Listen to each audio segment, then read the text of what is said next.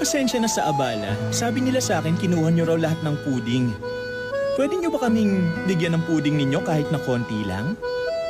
Sinabi ko naman sa'yo, hindi mo dapat kinuha ang lahat ng puding doon.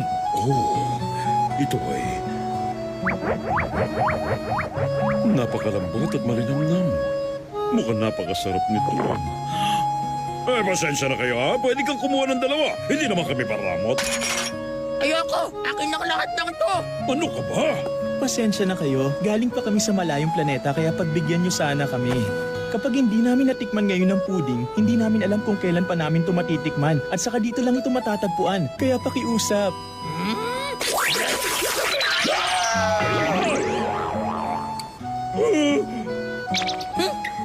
Malakas ako! Kaya naman kailangan kong kumain ng marami. May reklamo ka?